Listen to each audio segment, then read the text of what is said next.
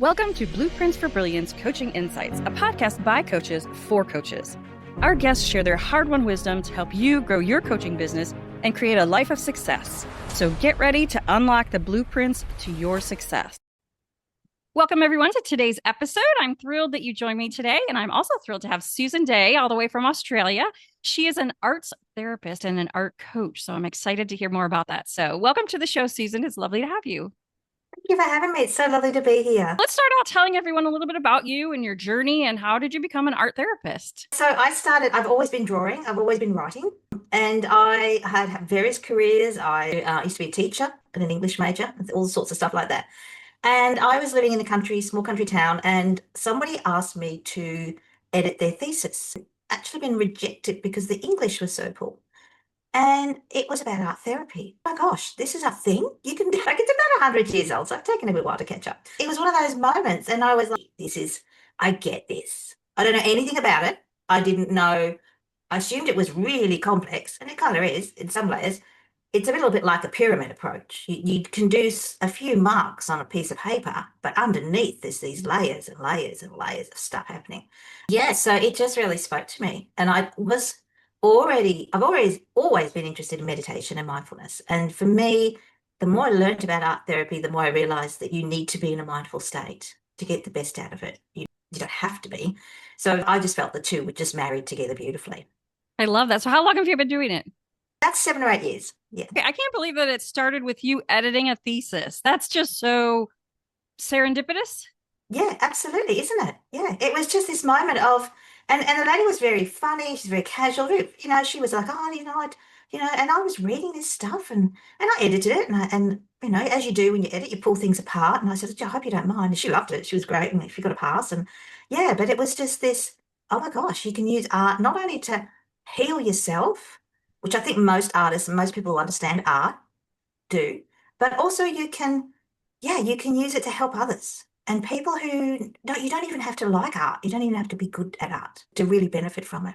I actually have two kids who are artistic. One is at a small private university for the arts, and he's actually in illustration. And the other one is she's leaving this Saturday to start university, and she is in the arts program. She wants to study sculpture.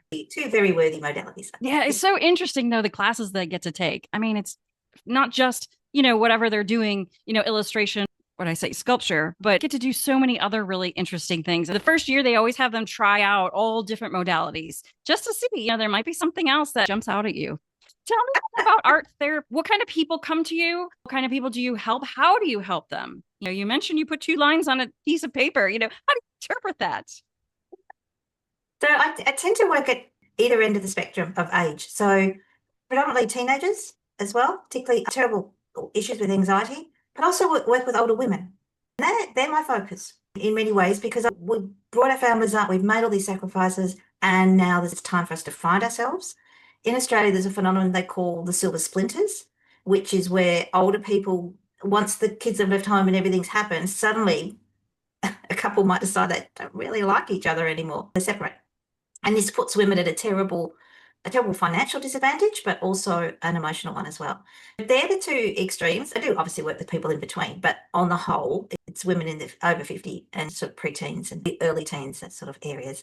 So when they come to you, let's start with the teens. Where do you start with them?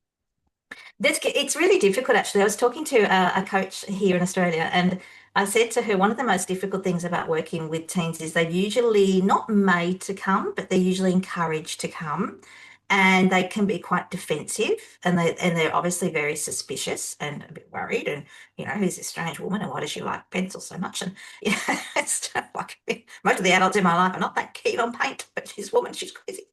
It's not like when an adult comes to you, they might have paid their money. They want to listen and they want your help. And so there's a lot of, I guess, there's a kind of a lot of dancing around, not a dancing around, but you have to skirt around certain things. So yesterday, for example, I had a young lady and I said, how did you go? Like we work on Zoom, work online a lot. And she said, oh, I can't tell you, it's a secret, because she don't. And I said, okay, that's fine. And that's cool. She also has moments where she turns the screen off. Whereas an adult probably wouldn't do that. She says, she needs to, whatever's happening. And so I could be talking to a blank screen. So they're the major differences I find, is that obviously adults much more engaged, much more interested, and they want you to tell them everything. But the teens are a bit like, oh, I don't know about this, you know.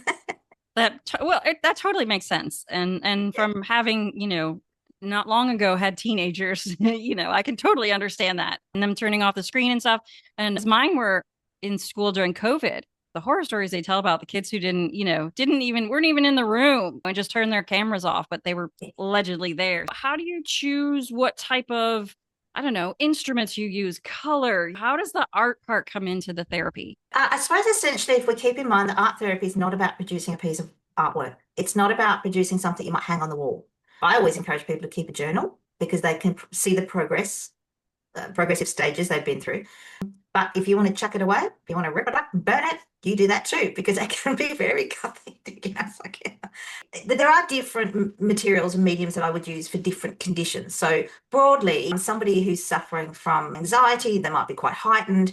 The breath is very short, so definitely start with a guided meditation. That I will write in a way that it leads them into the first or the theme of the session. Every session has a theme. And also, so we might look at using things like colored pencils or gel pens. Take a little bit, you have to slow down to use them. That's what I'm trying to say. So like gel pens are fabulous. You get that beautiful sort of uniform, bright, thick color, but you have to use them slowly. So we do that with breath work as well. So you take a nice long deep breath and you might just then begin to color something. Just very, very slowly. It just brings a whoosh, your nervous system down. On the other hand, you might have somebody who's depressed or feeling very blue, and that's use color. And so you might use paint. So paint moves quickly. It's fluid. There's a lovely sort of textural experience with it. It's very it's you get you. So that can lift your mood. That can make you actually feel better.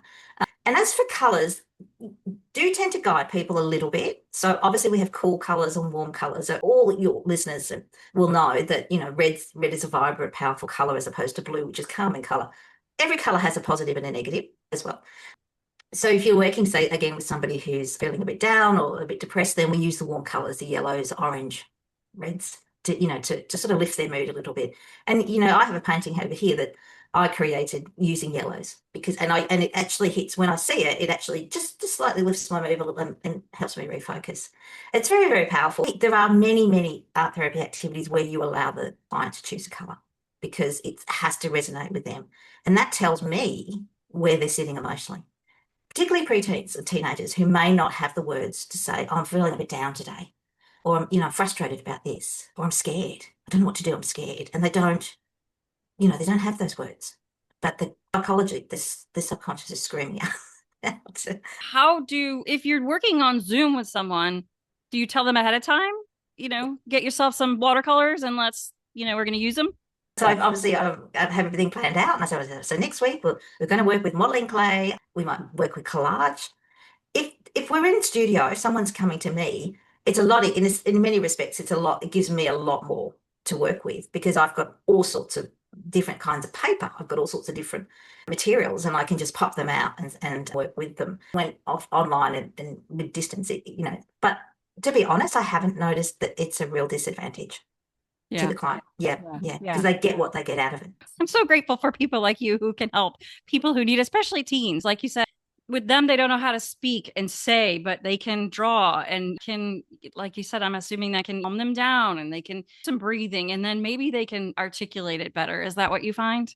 Oh, absolutely. Feel better. No, and even within it, and it doesn't take a particularly long time. A lot of art therapy works alongside traditional talk therapists, whether counselling and psychologists, or other modalities as well. And what it does is it bypasses that need to verbalize something to explain. It's got to be a certain part of your brain.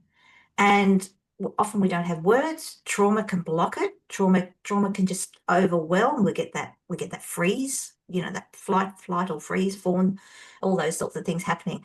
But if you're not being confronted, if you're not asked to explain, how do you feel today? Like, oh, I don't know, I'm tired, this happened, I'm a bit excited.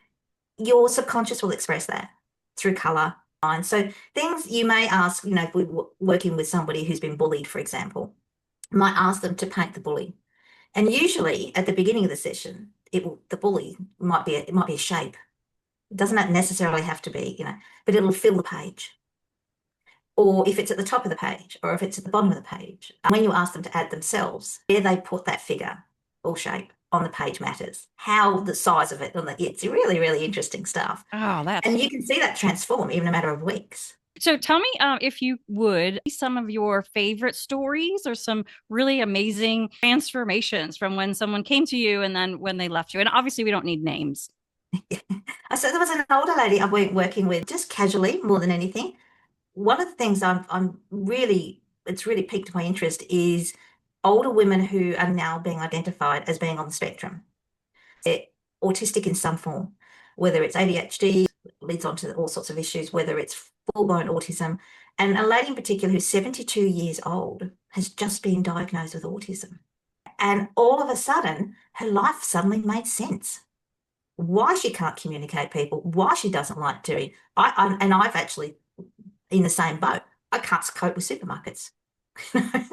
It's too busy. It's just too much happening. There's all these things shouting at me from the shelves. It's just like no.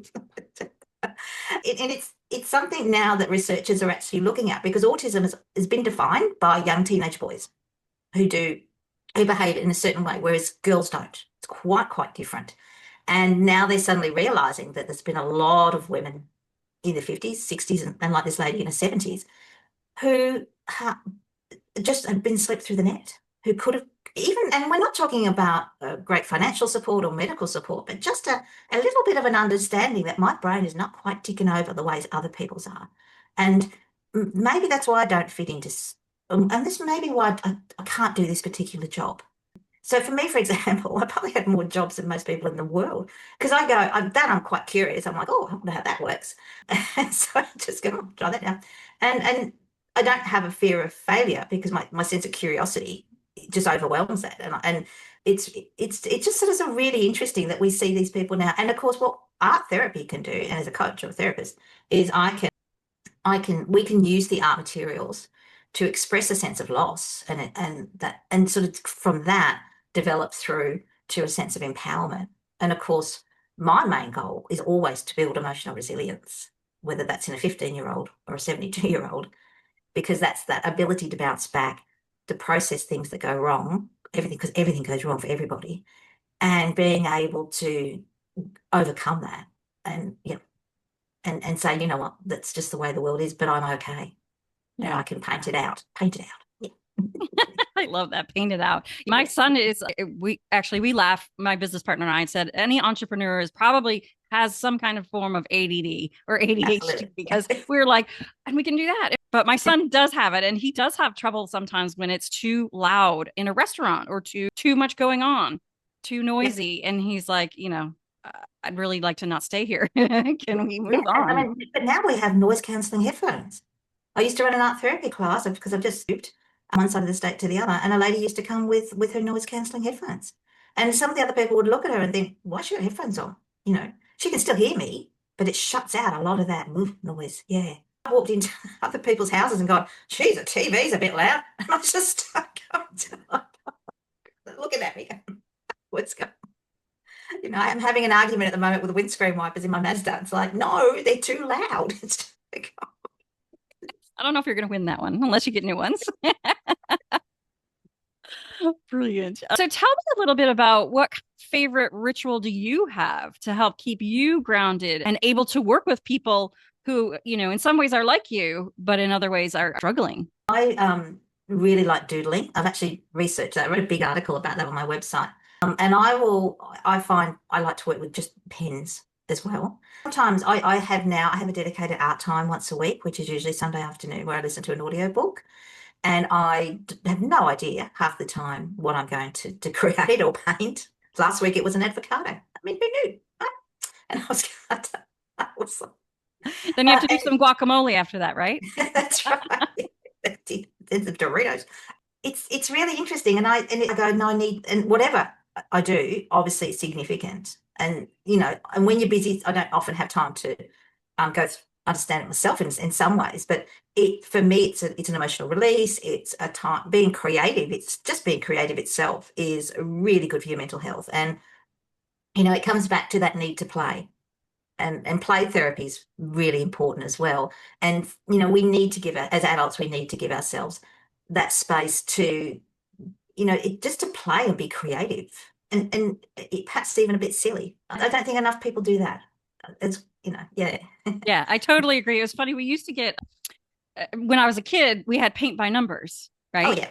But now they have like really beautiful, like famous art pieces, and you can get them on a canvas, and it's they're numbered. So Yes, exactly. we would just sit there. My daughter and I would just sit there and paint these teeny tiny little pieces. It was very therapeutic. It was lovely. It's a lovely thing to share as well. And I worked with a gentleman who had an acquired brain injury from fell off a horse, and and I watched what he was drawing, and it was very, very controlled, almost very, very tense, you might say, and everything happened at the bottom of the page like this.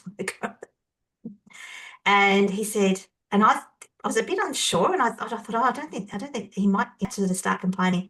But he looked at me, and his face was full of joy, and he went, I haven't done this since I was at school. And then he says to me, why do we stop doing that?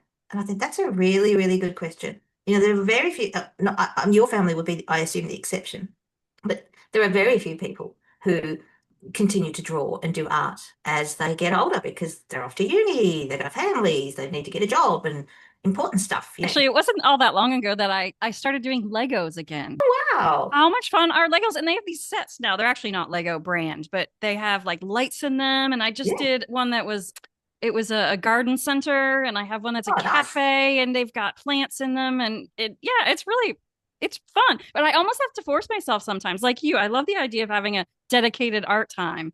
Because like you, I almost have to force myself to do it because I don't feel, I don't know, entitled to do that. Like I should be doing something else. I should be doing that's right. Yeah, you should be mowing the lawns, and that's right, getting the dishes done. Yeah. No.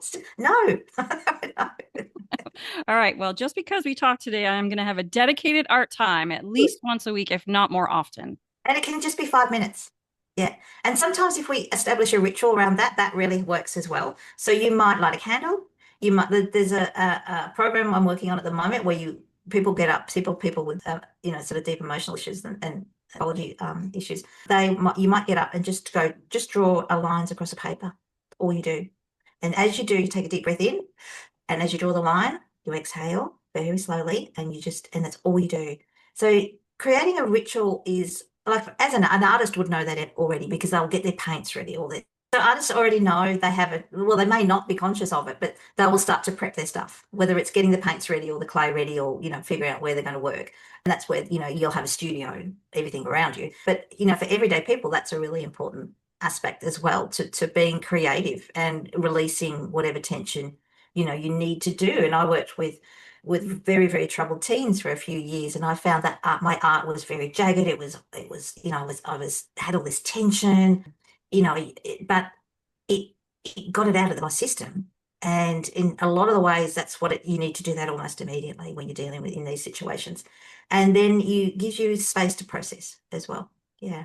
I love that. Oh, I just love what you do. It's amazing, and it's doing so many good things for so many people. So I want to ask you, if people are listening thinking, wow, I've got someone in my family who could use that, or I know someone who could really use Susan's help, what is the best way for them to reach out to you? You can find me on all the socials. My website's mindfulartstherapy.com. There's a contact form there. Or, if you look at Mindful Arts Therapy on Facebook or Instagram in particular, you can reach. We'd love to hear from people as well. I have books available on Amazon. And last year I developed an app, the art therapy app. Ooh, I love that. Okay, last question for you that I ask all my guests. If you could give the world one tip to make it a better place, what would that be? Oh, I know this one. Take back the crayons. I had a lady and I was working with her, and, we were talking about, she was, I don't know what I'm doing. And what's this art therapy stuff? And by the time of it, I'd finished. She went, you know what? I'm going downstairs. I'm taking back that crayons from those 4-year-olds. And I'm getting, I loved it. I thought that's just so brilliant. Yeah. So, we enjoy your art, enjoy it, and take it back and reclaim that beautiful child within you that loved to paint. I mean, kids know about art. They love it. They do it on the walls. They do it everywhere. It doesn't matter. I love that. What a great way to end. Take back the crayons. And with that, I will thank you so much, Susan Day, for joining me today. And I am excited to check out all of your socials for people to hear this and be inspired. So thank you. Thank you very much for having me. It was such a joy. Thanks for joining us today on Blueprints for Brilliance Coaching Insights. We hope you're leaving this episode with inspiration to take your coaching business and your life to the next level. If you found value in this episode, we would love it if you would subscribe and share it with someone else who you think might benefit from hearing it. Thanks, and we'll see you in the next episode.